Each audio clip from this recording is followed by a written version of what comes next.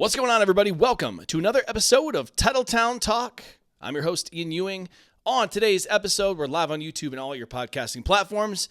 We're going to do our second of our two-part series where we look at the defense. We're going to go position by position, talk through any potential breakout candidates, names to watch that people might be sleeping on a little bit, who's going to be here past 2026, and then lastly, will the defense be better this year than it was last year? Spoiler alert, it will be. But first, the Packers cut Brandon McManus. I'm kind of surprised that they did. I'm assuming they got a call from McManus and his agent saying, hey, just release us. We don't want to do the whole competition thing, and the Packers probably obliged. There's not really any other reason that they would cut him, considering they already paid him $1 million on his bonus.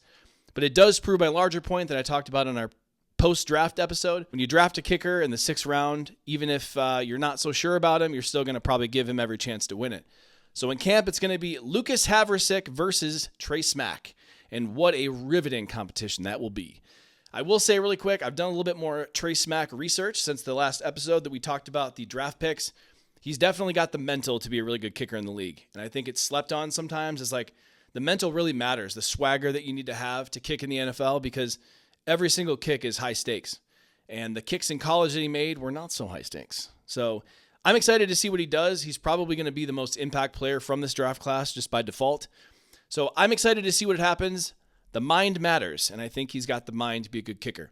Let's get into the main topic, the state of the defense for 2026 and beyond. But first, let's look at where they finished in 2025. The traditional numbers, they looked decent, right? They were 12th in yards per game, 18th in rushing yards allowed per game, 11th in passing yards per game, and they were 11th in points per game allowed. So they were basically a top 12 defense all across the board, except run defense, which we saw in a big way at the end of the season. If you don't remember, just put on the old YouTube and type in Ravens-Packers highlights, and that will show you everything you need to know. So the traditional metrics weren't too bad, but we obviously saw a massive dip when Micah Parsons left the field against the Broncos, and you kind of even saw it in that game. The Packers were winning in that game pretty handily, and then Micah goes down, and the game was over at that point, and essentially the season was over at that point. When we go to DVOA, the Packers got as high as number 2 in the NFL at the midpoint of the season, which is really good. There are 32 teams, and they were number 2. They played some really good offenses, and that's what DVOA is all about. It figures in the strengths of schedule, and they played some really good offenses and limited them to the best of their ability. They landed between 8 and 12 on the year in DVOA, so they were solid. But we saw what happened when Micah left. They completely collapsed, all in all. They did regress, though. I think they were 7th or something like that in DVOA in 2024. So they did definitely fall down to earth a bit, even with Micah Parsons. PFF, they had him at 15th overall. They were the 22nd ranked run defense, which got real bad, of course, late in the season. They had the 10th best pass rushing grade, so 10th out of 32. They had the 13th ranked pass defense, so coverage grade. So they were solid. ESPN had them 12th in the league in pass rush win rate. They were pretty solid, right? By all means, they were not a bad defense by any stretch, but they definitely fell off a cliff when Micah left. And those numbers, if you extrapolate the last 3 games out for the season after Micah left, it's not very good. So we'll just leave it at that. To be fair, there were times last year where they looked like a really, really elite defense. Look no further than, the Lions game at the beginning of the season, what they did to the Commanders. There were other games, even what they did against the Bears in that first game. They did a really nice job of limiting them for the majority of the game. There were a lot of really solid games. The Vikings game, they absolutely killed the Vikings. Thought they played well in other games too, in stretches. They were the best defense in the NFL in the first quarter by a country mile, and they were close to last in the NFL in every other quarter. So it really did just kind of show like they did a really good job against the game planning stuff, but when quarterbacks actually had to go out and win it and just go 1 for 1, they usually didn't fare too well. Packers defense did not fare too well. The top 5 players per PFF last season for the Packers defense was Micah Parsons at 1 with a 91 grade, Xavier McKinney, number 2, with a 79.6 grade, Edge Cooper, 75.8, Lucas Van Ness in limited snaps, 75.7, and then Evan Williams was 5th, 70.1. Solid defense overall. Let's get into the actual positions and talk about the players. That's obviously the whole reason you guys are here today. So we're going to start with the edge group. Defensive end, outside linebacker, pass rusher, whatever you want to say. The overall headline here is Micah Parsons. And I have to say, sometimes I have to wipe my eyes and double take to make sure I'm not dreaming when I see that he's on this team. I'm sure you guys all have done that before and feel the same way to some degree. Micah ended last season before he got hurt on a defensive player of the year kind of trajectory. It was 12 and a half sacks in 13 games, 79 pressures, which was 6 pressures a game. Absolutely insane. As far as what they lost at this position, Kingsley Enagbare goes to the Jets on a 1-year deal for $10 million. They were never going to pay that. They shouldn't have paid that. And then Rashawn Gary, our old friend, gets traded for a 4th-round pick to the Dallas Cowboys, which is still insane. Now, I know we like to hate on Gary, and believe me, we get it. I get it for sure. It does suck the way it happened. I still had high hopes for him last year. I actually had really high hopes for him last year because he finally had a guy on the other side. Like it or not, in 2024, he did get chipped a lot. He did get double-teamed a lot because there really wasn't another guy who could rush the passer. And to have another guy on the other side and you kind of hope, man, he's going to have his best season, he didn't. So in to replace him, Lucas Van Ness, Baron Sorrell, and the rookie, Denai Dennis Sutton. LVN's going to be the big replacement. He's going to start opposite of Micah, and then when Micah he's going to miss a couple games essentially, but LVN's going to be the top option when Micah's out. So the question is going to be, can LVN be better than what we saw from Gary last year? My answer is yes. I think the run defense is going to hurt a little bit, but from a pass rushing standpoint, I'm actually really excited to see what LVN and these guys can do. And if you guys didn't see this stat on Twitter, I want to be very clear. This is real. This is real shit. This is not hyperbole. I'm not saying he's better than these players, but when we look at the kind of impact LVN had when he was healthy last year, he had a better pass rush win rate than the following players. Max Crosby, if you've heard of him, he's pretty good. Trey Hendrickson, TJ Watt, Joey Bosa, Abdul Carter, the number 2 overall pick last year, and Montez Sweat, the Bears' top pass rusher. So LVN had a better pass rush win rate than them. Not saying he's a better player by any means. He's not. Although I do think he's better than Montez Sweat, but I digress. When he was healthy, he took a big step forward, which, by the way, I predicted. I thought he was going to have a good season. If you don't trust me, you don't trust this stat, go listen to what Micah Parsons has to say about LVN. He says everything that he possibly can about him in a good way. He thinks LVN can be special. He thought he was Justin Tuck level good. I think that was the player he used, but I think LVN can have a really big season. I'm really looking forward to seeing what he can do in Jonathan Gannon's scheme. Also very excited for Baron Sorrell in year 2. I went back, I watched the Vikings game when I was prepping for this episode. I think Baron Sorrell can be a real threat this year as that 3rd pass rusher. He's probably going to be the 2nd pass rusher until Micah comes back, but there's some real deal good shit in that game against the Vikings. Really, really good stuff. There were some other good games he played as well. He certainly wasn't hot dog water by any means, but he, still showed a lot of promise. He's been working out with Micah in the offseason. I still can't believe he fell to the 4th round. It was insane value. I think he's going to be a really good player, and I think we need to watch for him for sure. Then we have Denai Dennis Sutton, the rookie. If you guys don't remember, I went into great detail about him on the rookie episode. Mark my words, he's going to be your 4th edge rusher this year. He's going to be a DPR, designated pass rusher, for those of you who don't know what that is. He's going to be an eye popper. Just remember this conversation. Remember this podcast. I think he's going to be a really impact player this year. 4+ sacks type of guy, 30+ pressures. In a limited capacity, I think he's going to be someone we need to watch. Then there's Colin Oliver, who I think is probably getting a little too much gas. Certainly on Twitter, I've been seeing that. Some of the super chats on Andy Herman, Aaron Nagler's podcasts. He was a 5th-round pick last year. He looked good against the Vikings as well, showed a little bit of juice, but I think he can actually play better in Gannon's scheme than he did in Hafley's scheme, and I think it'll be interesting to see him play. He's not going to be a traditional defensive end the way that he was at the end of the game or at the end of the season last year. So I do think he's someone to watch. He can be a really good special teams contributor, I think. This edge group in general is really, really fun. I want to make sure this is underscored and highlighted here.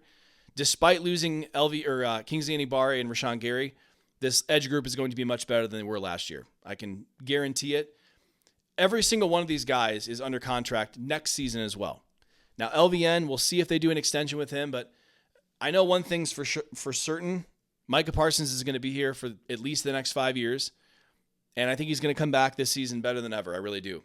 Now, he's going to have a chip on his shoulder. If you guys haven't noticed, you Packer fans, Cowboys fans have been talking shit about him nonstop. They've been doing a complete revisionist history on how good Micah was when he was a Cowboy.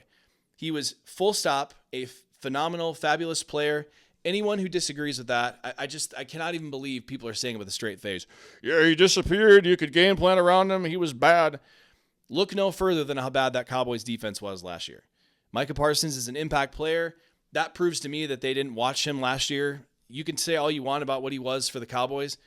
Just turn on a couple Packer games when he was out there. It was a complete different team when he was out there. So I'll just leave it at that. But I think this edge group has a chance to be really, really good this year. And I think it starts in week 1. Defensive tackle. Going into the offseason, this was a massive question mark. And it's still not great, I'll be honest. I think Goody cooked a little bit, fortifying it. They lost Colby Wooden to the Colts in the Zaire Franklin trade. Other than that, though, they didn't really lose anyone, if I'm being honest. They acquired Javon Hargrave. They drafted Chris McClellan in the 3rd round. Both of those guys, I think, can be really impactful. But Devontae Wyatt's the key here. He should be back for week 1. By all accounts, he's doing well in his recovery. When he's been healthy the last 2 seasons, and that is a question mark, he's not been healthy much. He's been one of the best pass rushing DTs in the NFL, full stop. I thought he did a pretty good job last year, too, improving against the run. That was always kind of the big question mark with him is like, how is he going to be against the run? I thought he was really, really good against the run in comparison to what we've seen before, but he had a 71 pass rushing grade from PFF, 22 pressures, but the first 3 weeks before he got hurt in Dallas, and if you guys remember, he did get hurt in Dallas a little bit. He played through it a little bit till the Vikings game, but he had 13 pressures in 3 weeks. That's crazy. 4 pressures a game, very, very solid. That's the level of play that we've seen from him when he's healthy. He blew up that Lions game, the first game of the season. He played really, really well against the Browns also. I think he has a chance to be really, really good. And if he can stay healthy, that's the key. He can be a really, really big, impactful player. Now, will he get an extension is the question. I think he will. He's playing on the 5th-year option this year. It would actually save the Packers money if they did extend him this year.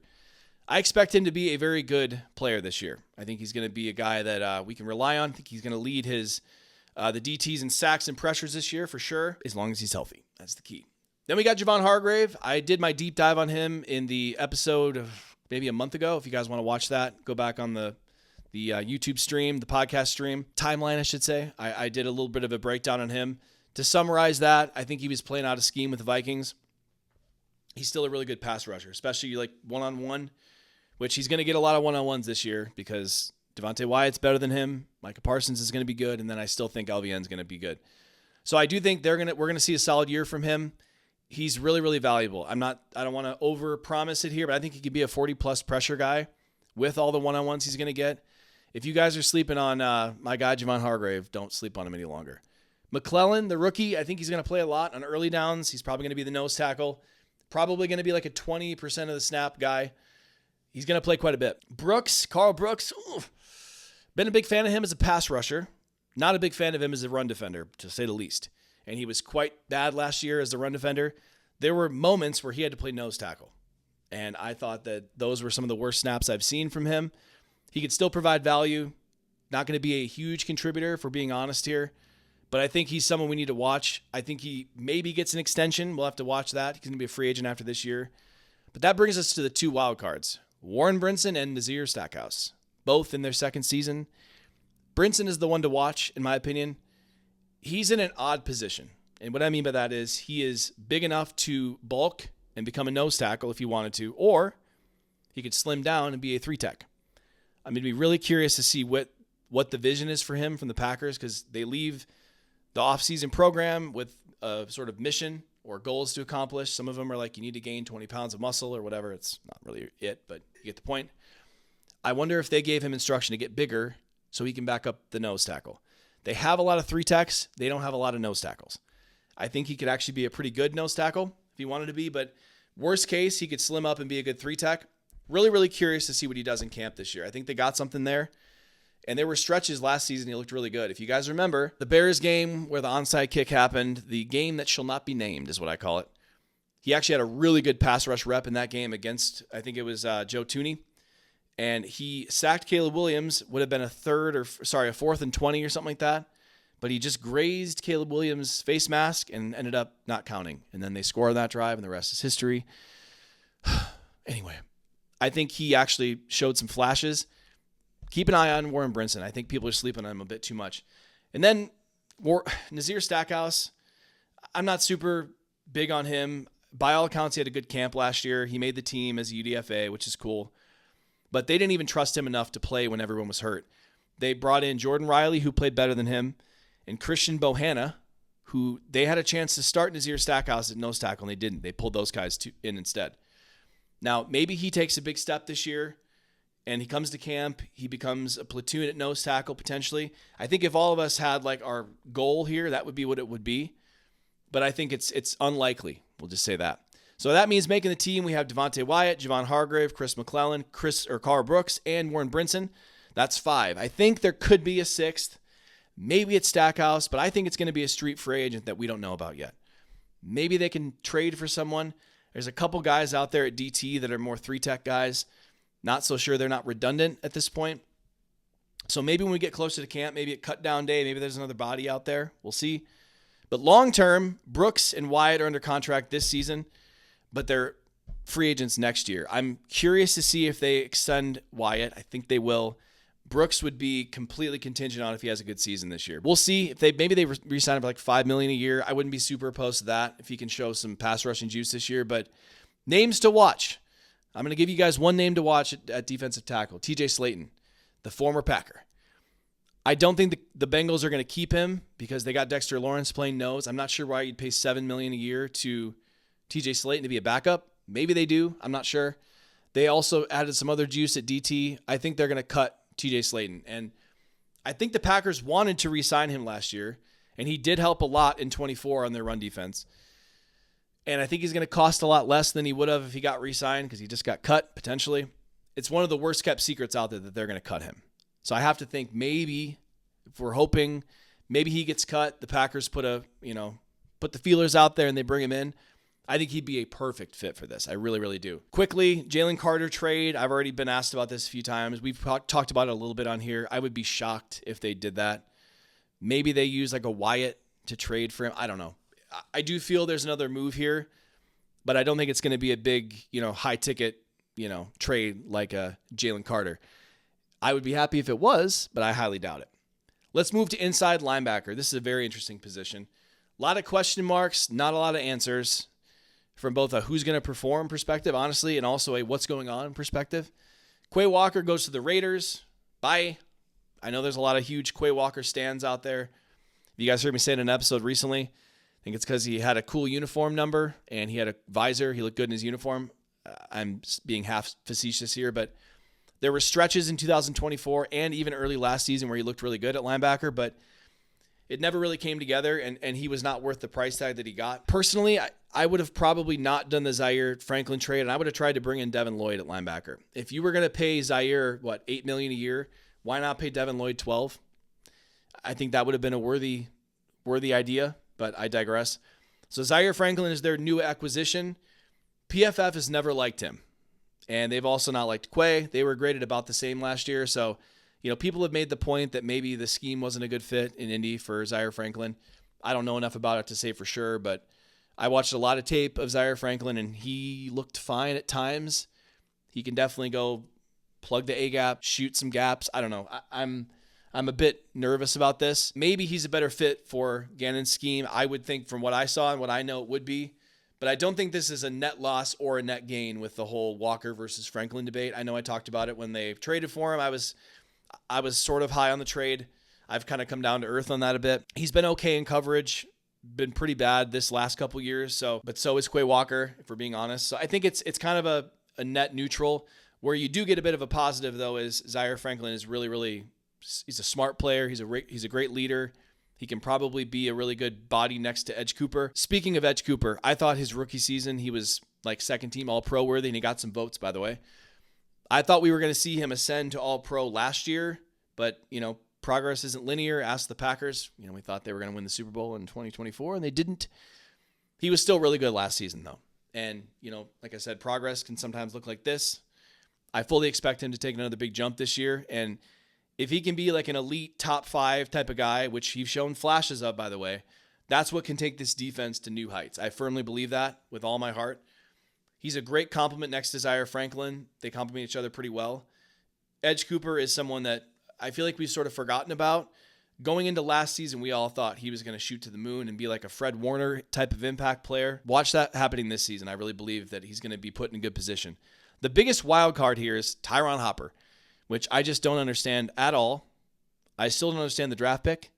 They picked him in the third round, and if we're being honest, he was probably like a 6th round guy that they took in the 3rd. He was like a consensus 185 or something like that. So he was always overdrafted, but we didn't see anything as a rookie. So we're kind of like, what was this draft pick, right? But then last year, he took a little bit of a jump. He looked good in preseason. The people that were there in camp watching him said he looked good in camp. He played a lot in the Vikings game. He was fine. It wasn't bad or good. But he had a pick against the Bears. He came in for Edge Cooper when he got hurt. There was a little bit of something there, I thought. Again, that pick was impressive, but probably should have just batted it down because they actually lost yards there, but because it was 4th down. But I digress. But I thought for sure if they let Quay Walker go, that Tyron Hopper would be the replacement. And then they trade for Zaire Franklin. I'm just like, what's going on here? You know what I mean? Hopper could still win the job. I'm not saying it's going to be Franklin's no matter what, but they did pay him a good chunk of money, and they gave him an extension, I think, or they at least made it so it'd be hard to cut him after this year. Maybe he comes into camp, they end up rotating, I'm not sure. But it just feels like maybe they don't really trust Tyron Hopper.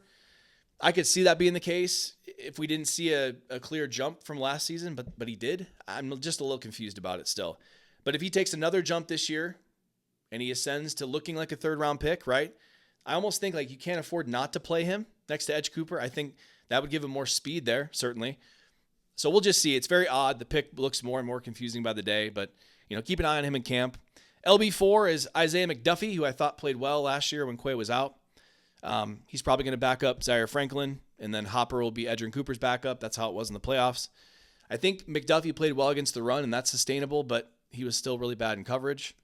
So it's like, I'm not entirely sure how this is going to go. He had a 77 tackling grade. A lot of games over an 80 grade last year, but he also had a 38 grade in the playoffs, which was cheeks. Hot dog water, to borrow my earlier phrase. So I'm not really sure what to make of McDuffie. He's definitely a great depth piece. He's a great linebacker 3 or 4, and that's what he'll be. Behind them, it's Christian Welch, Nick Neiman, a couple special teamers. I'm not going to get into too much there. They'll probably keep both of those guys. They also signed the UDFA TJ Quinn. He's kind of like a safety linebacker hybrid. Probably a guy they're aiming to play teams. We'll see on that. But next year, McDuffie's a free agent. All the other guys are under contract except the special teamers. So I fully anticipate them drafting a linebacker high next year. And if there's guys in free agency, they will have money to spend next year. So keep an eye on linebacker. It's definitely a need going into 2027. Let's go to cornerback. Cornerback. They parted ways with Nate Hobbs. That was the big loss here. They post-June 1 him, got some savings, but he ended up being a huge bust. We kind of all knew that was going to happen after the early returns in the season. They signed Benjamin St-Juste. He's going to replace Nate Hobbs, probably. They obviously draft Brandon Cisse and Damani Jackson. I think this cornerback room got a lot better. I really do. Now, is it an elite room? The floor was raised, we'll say that, but I still don't see that surefire number 1 guy. I certainly think Brandon Cisse can be that guy, but it's just probably not going to happen in year 1. I'd be surprised. But with St-Juste, he was a draft crush of mine the year he came out. Still a big fan of his. He was not a starter last year, but when he did play, he was good. He was PFF's like 8th or 9th ranked cornerback last year. But prior to 2025, he played a lot, and he was really bad. He was on some bad teams, to be fair. I think what they're going to do is they're going to put him in early downs because he can play the run really well. And then on later downs, they're going to play Carrington Valentine, who we'll talk about in a minute. So it's worst a 1-to-1 swap, Nate Hobbs for Benjamin St-Juste. It's a win for sure. I'm not going to sit here and yell it from the sky that it's going to change the game, but he's a better player for sure. Cisse, yeah, he's a rookie. He's 20 years old. He's going to have every chance to start. I really believe that. He's definitely the most talented cornerback in the room, and next year in 2027, he's going to play a lot. I think even if he looks bumpy this year, he's probably going to play a lot next year. But, maybe he starts rotating in this year. Maybe he becomes a starter later. We'll see. We got Keyshawn Nixon, and I'm not a Keyshawn apologist by any stretch, but he's not as bad as everybody says he is, but he's still not a good player. Going against another team's number 1 without a pass rush is a problem. They had to protect him and Carrington a lot last year. I still love how physical he is in the run game. He can be sticky at times on receivers who aren't quite as good as him. In a perfect world, he's a CB 2 or 3, so we'll see. Maybe he'll actually be that this year. My hope is Carrington Valentine will take a big jump this year. I really hope so. He played some really, really good football last year in coverage, but he was ass against the run, which is why he almost got benched. But he can cover for sure, and he might be the best cover player on the team. But like Nixon, he does not have ball skills. He drops passes all the time. He could have had like 4 picks last year, and he had none. I think he had maybe 1. If he can just be an average tackler while also improving in coverage, he can start at outside corner. And I still think that platoon idea is a really good idea. We'll see. But if you have Carrington Valentine in on third down, you got St. Juice for like first and second down, that can really be a good combination. It's the best use of resources that you have. When we look at the big picture, we also have Domani Jackson. And I don't want to downplay it here. I'd be very surprised if he's a starter. He's getting a lot of like buzz right now. I watched the tape here. A lot of people in his scouting report said his angles were really bad, tackling angles, and they were. I definitely saw it in the few games that I watched. Not going to be a starter this year. He could even get cut in camp, but I think long term they might have something there. I think they're going to keep him on the team. Probably going to be a practice squad guy. And the reason he's a practice squad guy is the next guy, Kamal Hadden. There is a very quiet uproar happening in the Packers cornerback room around Kamal Hadden. Matt LaFleur went out of his way to name him as the most improved player on the defense last year. He came in and replaced Keyshawn in the Vikings game. I was at that game. I watched him like a hawk. He played well against Jefferson, by the way. And then he goes and gets hurt. Never plays the rest of the season. So I have a very good feeling that he's going to come in next year or this season, and he's going to look really good in camp, and he's going to make the team. He's going to surprise some people. He's a name you guys need to watch. Kamal Hadden, number 36. Watch him. I think he's going to be a factor. I'm not saying he's going to be a starter, but people need to pay attention to what he can do. That's all the outside guys. You still got Javon Bullard in the slot, who I'm in love with. Javon Bullard's like my man crush on the team. He has a chance to be an all-pro slot. I think he could do that as soon as this year. He's absolutely perfect for Gannon's scheme. I would be shocked if he doesn't take another jump this year. And he was probably my favorite pick that year in 2024, and he was solid his rookie year. If he takes another step, becomes a top 5 slot cornerback this year, I think that that's going to be huge for this defense. Needs to do some ball production. He still doesn't have a pick, but I like him in run defense. He's a good player. He still is somehow underrated, despite the fact he had a good season last year. Bo Melton, we're not going to talk about him too much, but he's probably CB5 or 6, last year. I don't even know if he's going to play corner this year. He's probably going to be a receiver. They are plenty deep at cornerback this year. So we'll see what happens there. That means in 2025, it's going to be Nixon, Valentine, St. Juice, Cisse, and Hadden. I think Domani Jackson could make it, depending on how he looks in teams. Pending injury, of course. If somebody gets hurt, he has a much better chance. But I think Kamal Hadden's going to beat him on the team this year. I really do. Cisse is going to be the starter in 2027 for sure. I doubt they re-sign Keyshawn Nixon. They might re-sign Carrington Valentine, depending on if he takes a step in coverage and can actually tackle. But I think cornerback is still a massive need next offseason. So keep an eye on that. They'll be able to spend in free agency if they need somebody. They can definitely look at trade options. We'll see what happens. Even if Cisse looks really good this year, I still think they're probably not going to shy away from drafting a corner early. Lastly, we're going to spend about 2 seconds on safety. Xavier McKinney and Evan Williams, probably the second best safety duo in the league behind Joseph and Branch in Detroit. And I actually think they were better last year. McKinney didn't have 400 interceptions like he did in 2024. He still was a really good safety. He was graded high from PFF. Evan Williams could be one of the best safeties in the league this year. And then their third safety is Kitano Oladapo. He would start on probably 10 teams in the NFL this year.